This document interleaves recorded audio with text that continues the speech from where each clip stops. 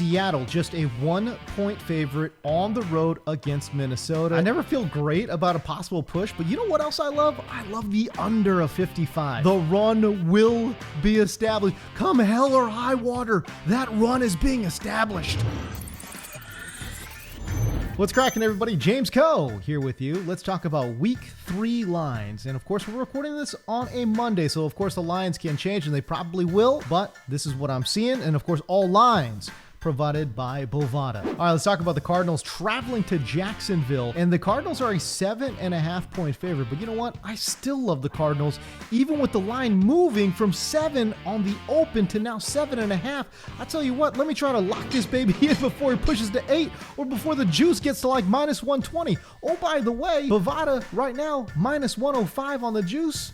That's pretty nice. Man, I have seen absolutely nothing that would indicate to me that the Jags can stop the Cardinals, even with Arizona on the road. The Jaguars have given up a completion rate north of 70% to wide receivers, and the Cardinals, man, they've got 4 pretty good ones that can gash you and score a touchdown at any moment. So again, riding with the public on this one. Arizona, minus 7.5, give it to me. The Jets are traveling to Mile High, and they are a double-digit dog, and I love the Jets and the points. We're talking about 2 defensive-minded coaches, Robert Saleh on one end, Vic Fangio on the other. It's going to be a battle about who can establish the run more. Listen, Denver is good, but they're not great offensively. Meanwhile, the Jets defensively have improved significantly under the guidance and tutelage of the defensive-minded Robert Saleh. And unless Zach Wilson is completely uncoachable, expect him to try and protect the ball a lot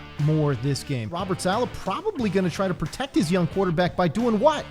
Establishing the run. The Broncos have completed 77% of their passes. You don't think that's going to come back down to earth at some point? Hell, it might be this week. I'm fully expecting a very close game. Give me the Jets and the points. Seattle, just a 1-point favorite on the road against Minnesota, and I absolutely love Russell Wilson in this one. I never feel great about a possible push, but you know what else I love? I love the under of 55. Listen, on paper, the Vikings should be a lot better defensively, but they're not. They have been absolutely slapped around for the last 2 weeks, and where they're really bad is actually on deep passes. They've given up the second most passing yards on deep passes this year.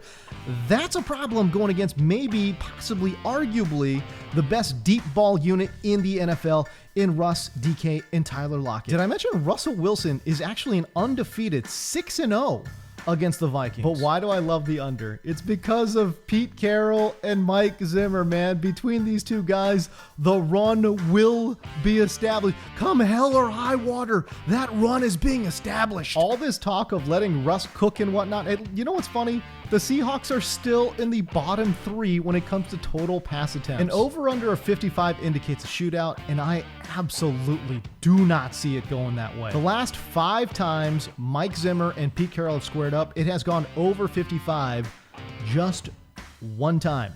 Give me the under of 55 and give me Russell Wilson and the Seahawks minus 1.